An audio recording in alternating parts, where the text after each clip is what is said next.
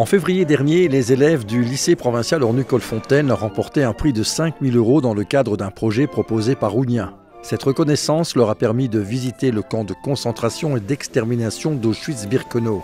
Une expérience bouleversante qu'ils ne sont pas prêts d'oublier. Auschwitz-Birkenau, pour moi, c'est un mystère. Comment une personne humaine peut-elle commettre des actes aussi cruels à des personnes innocentes? J'ai ressenti beaucoup de peine. On n'aurait jamais pu imaginer avant d'entrer dans le camp qu'il y aurait pu y avoir des choses aussi horribles qui puissent se passer. Si petit, déjà vivre un enfer à cause des personnes, des grands qui ne savent pas s'entendre, mettre des choses au point pour que le monde aille mieux. On a une vision plus nette de ce qui s'est passé et ça fait réfléchir aussi sur beaucoup de choses. Ce qui m'a vraiment choqué, c'était la cruauté qui a été faite envers les enfants, parce que les enfants, ils n'ont même pas eu le temps de vivre leur vie, de grandir, de s'amuser. Ils ont directement été tués. Tout le millier de cheveux, tous les milliers de chaussures qu'on a retrouvés, leurs valises, ça a changé ma façon de penser. L'empathie, parce que quand on est allé au camp, on se mettait vraiment à la place des gens, de tout ce qu'ils ont subi. En tant que maman, le fait d'aller avec son enfant, d'être séparé, c'est horrible.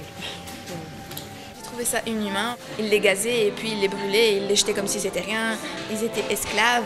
On se servait d'eux, ils ont donné en retour et eux, ils ont eu en retour une mort, quoi. Vivre dans un espace comme ça, c'est pas vivable déjà, parce que c'est trop petit pour trop de personnes. Ce qui m'a heurté le plus, c'est le fait qu'on leur coupe leurs cheveux, parce qu'on leur avait déjà tout pris. Leur identité, souvenirs, leur famille, leurs vêtements. Ce qui m'a plus touchée, c'était les vêtements pour enfants et aussi quand on a vu les personnes affamées, que leur corps ne ressemblait plus à des squelettes qu'à un corps d'humain. De voir des familles détruites en moins de 2 jours, c'est horrible. J'ai pas de mots pour expliquer ça, c'est impensable. Les baraquements en bois. Déjà nous, si on avait une veste, un kawaii et un gilet qu'on avait froid, alors il ne faut pas demander eux avec un peu de paille. Et, en plus, entre les toits, il y avait un espace, donc à mon avis, le froid il devait rentrer à fond. De la tristesse, de la peur, mais je pense que je peux être fière parce que j'ai surmonté mes angoisses. J'appréhendais le moment d'aller là-bas. Pour le four, j'ai rien à dire là, par contre.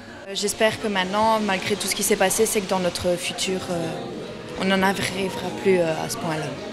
Enfin, j'imaginais pas ça parce qu'on en parle à l'école, on en parle à la télé. Et c'est vraiment quand on est sur place, on se dit waouh, ça a vraiment existé. Moi, en tout cas, ça m'a fait réfléchir à beaucoup de choses, hein, franchement. Bien réfléchir à ses choix politiques, de bien se renseigner et de ne pas se retourner directement vers un extrême dès qu'il y a un problème. En revenant d'Auschwitz, on voit le monde différemment.